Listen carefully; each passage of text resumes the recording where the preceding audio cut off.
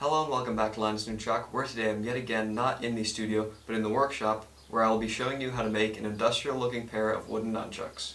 This is the most important part, and it is the wood that will actually turn into the nunchucks. This is a slightly thicker piece that is 3 centimeters in diameter, but will make a great pair of nunchucks. You will also need a saw that can cut wood, a drill and drill bits, and a tool you can use for measuring. Then you will also need screws, and you can use a thick cord in order to attach your nunchucks together. I'm using a thicker synthetic type cord that will allow me to easily attach my nunchucks together. Depending on your desired finish, I'd also suggest getting some sandpaper because it will come in handy later when polishing or rounding out the edges of your nunchucks.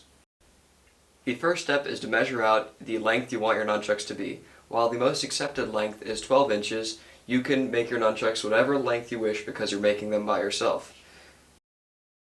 In my case, I'm going to make my nunchucks around 13 inches in length because this is a slightly thicker piece of wood and I'd like the nunchucks to be slightly longer.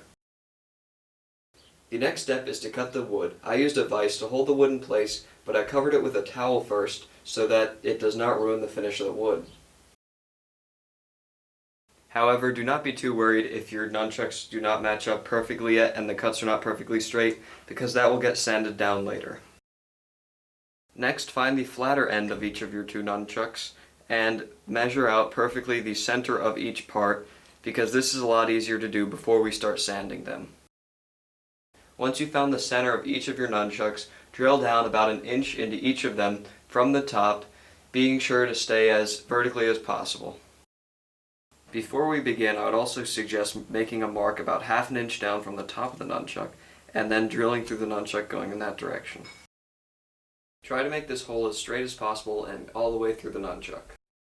The next stage is sanding your nunchucks. Depending on what kind of finish you want, you can sand as much or as little as you want. You can round off the edges, like I did with this pair, or you can keep them as straight as you would like. With this pair of nunchucks, I'm going to let them keep their shape, but also round off the edges slightly. Starting off with some rougher sandpaper, I would suggest clamping down your nunchucks and going over the edges as I am here. This is also the part of the process where if you want to add a taper and make the top part of the nunchuck thinner than the bottom end, you can do that by using rougher sandpaper. By grabbing a rougher piece of sandpaper with both hands like this on both sides and positioning it over the end of the nunchuck and moving your hands back and forth will allow you to create a nice rounded edge. Once you're satisfied with the general shape, you can begin using finer and finer pieces of sandpaper in order to get the grain that you wish to achieve. The next part of making your nunchucks involves measuring and cutting the string. If you already know what length of string you would want holding your nunchucks together, then all you have to do is add 2 inches or around 5 centimeters to the length of string in order to account for the attachment point. However, if you do not know how to properly find the length of string that is perfect for you for your nunchucks, all you have to do is take a ruler and measure across the top of your hand, and then using that measurement, all you have to do is add again 2 inches or around 5 centimeters to that length in order to account for the part that is inside of the nunchuck. This is the most common and preferred length of nunchuck string that will work best with your hands. The next step is to make the hole in the top of your nunchucks larger so that you can insert the string and attach your nunchucks. I would suggest using a drill bit that's only barely larger than the diameter of the string. This is so that the string can be inserted but not have too much room to move around. For the best results, I would suggest starting with a smaller drill bit and working your way up. If you are using a synthetic cord like I am, you can hold the ends over a flame so that the ends will stick together and not fray over time. Once the cord fits into the nunchuck, I would suggest going back with an even larger drill bit and drill out only a few millimeters into the top of the nunchuck so that the edge part is not as sharp and will not cut into the rope as much.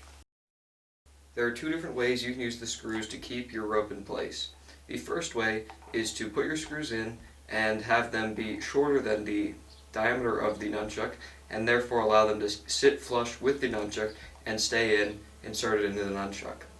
The next way to do it would be to have longer screws and keep them positioned like this and cut the top off the screws so that the nunchuck will then have a flush surface. Keep in mind that if you chop the top of the screw, you will not be able to replace the cord that holds your nunchucks together as easily. So keep this in mind as you are making your decision. If you want your screws to sit flush, be sure to align them with the edge of your nunchuck to make sure that they go in deep enough without going in too far. If you want your screws to sit flush, start out by drilling out a hole with a drill bit that has a diameter that is slightly smaller than that of the screw. Next, find a drill bit that has a slightly larger diameter than the head of the drill, and use that to only drill a slight bit into the top of the nunchuck so that the head of the screw will sit flush. Be sure to test fit your screws and sand down the edges to make sure that they are sitting nice and flush. Next, all you have to do is loosen the screws a little bit and then insert the rope into the nunchuck before then just tightening the screws again and testing to see if the screws are really holding the rope in place. If your nunchucks are not securely fastened on the first try, you may have to go back and re-drill the holes and reinsert the rope into the nunchucks. Be sure to add your finishing polishes with sandpaper, and then you have your completed set of nunchucks.